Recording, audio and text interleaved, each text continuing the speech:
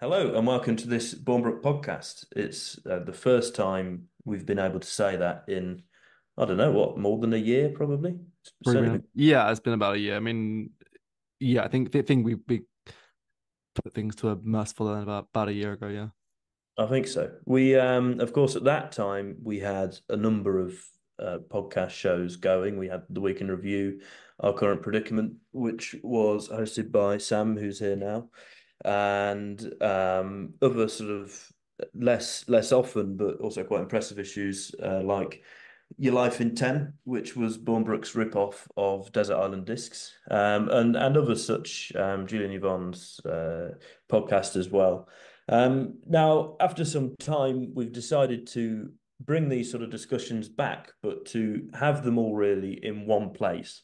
So this is essentially an introduction to the Bournbrook podcast, which for now, so that we don't overload ourselves, won't be released at any specific regular time. We'll be releasing as and when we can, essentially. And we'll have different guests. Sometimes it'll just be us two or a variety of people talking about politics. And other times, mostly with Sam leading, it will be more cultural topics. I wonder if you want to tell us the sort of thing you've got in mind for that. Yeah. So the impetus really comes from the exhibition in London.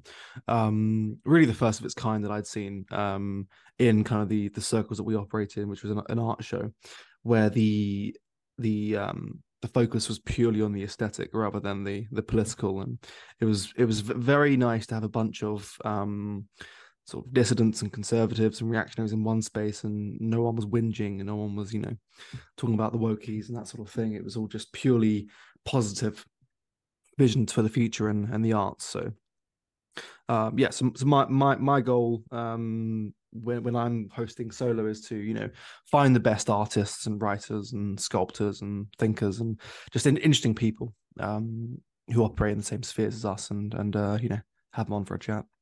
Yeah, but so as to not sort of overwhelm the channel with too much of a wave of optimism. There is, of course, also plenty to be going off this year on the political side. It's going to be election year. We don't know when the election will take place. Now, regular readers of Bournbrook will know that we're not particularly interested in elections in the same way that other publications are. It's not sort of looking deeply at which way the polls are going and all this.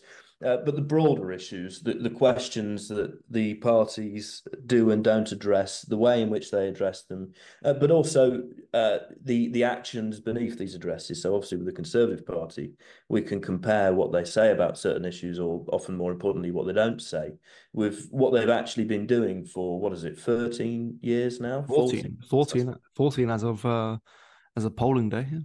Yeah, absolutely. And it's a lot of these points are very obvious, but just aren't made uh, at all, really. I was going to say often, but at all by mainstream publications. Obviously, it's easy to point to immigration as an example of this, where the papers say, just look at how extreme the Conservative Party is being on immigration now. They're really toughening up.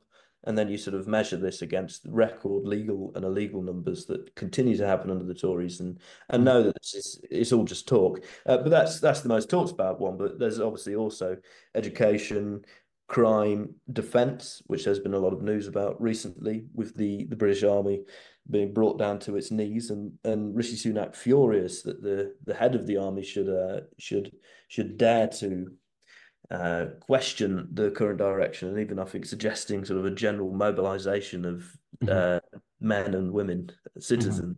Mhm. So there's plenty to be going at there, and we'll have different guests on talking about these issues.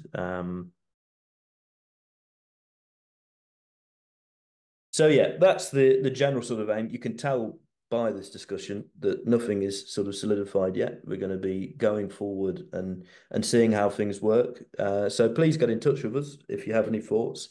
If any of the previous shows that we stopped doing were of particular interest to you, and if there's certain people you want us to get on to the Bournbrook podcast, certain questions you want us to be asking, and we look forward to it. We hope that you enjoy listening, and thanks for your support.